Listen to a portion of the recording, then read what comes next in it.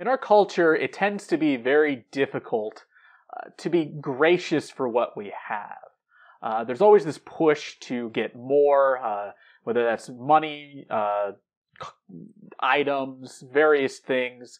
And I think many of us would admit that we are all guilty of doing this at some time. That there are times where we, almost lust after the newest piece of technology or whatever it is and go out and buy it so that we feel like we fit in. And a lot of times we tend to forget to kind of slow down and just be thankful for what has been provided to us, for what is in our lives already. And, this is something that I think we need to kind of spend time doing.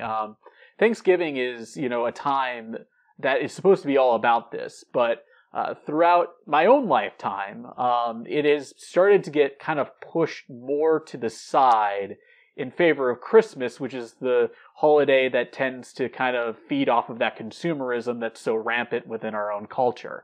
The reality is a holiday about, stopping and being thankful for what you have and not wanting to go out and get that newest thing or making sure that your kid or nephew or whoever, niece, has the latest thing is something that we kind of have allowed to be forgotten. And I do say allowed to be forgotten because the reality is if people weren't buying and grabbing things for Christmas early, retailers probably wouldn't be taking this tactic. And that's kind of a thing that I think we should spend some time to reflect on.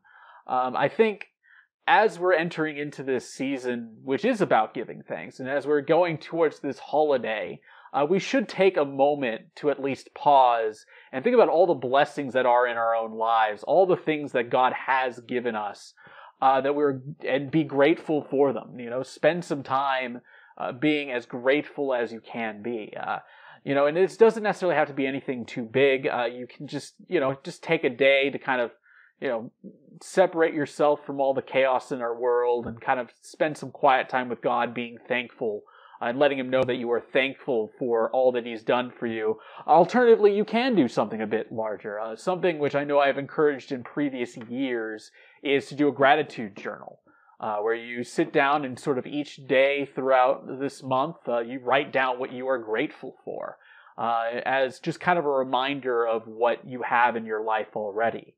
And I think that any of those practices is a good thing to follow. I think any of those things are things that we should ourselves do. And if we do that, then, we can kind of help foster a little bit more of that grateful attitude. Another thing which I would encourage all of you to do is to give back. Give to those who are hungry or in need at this time.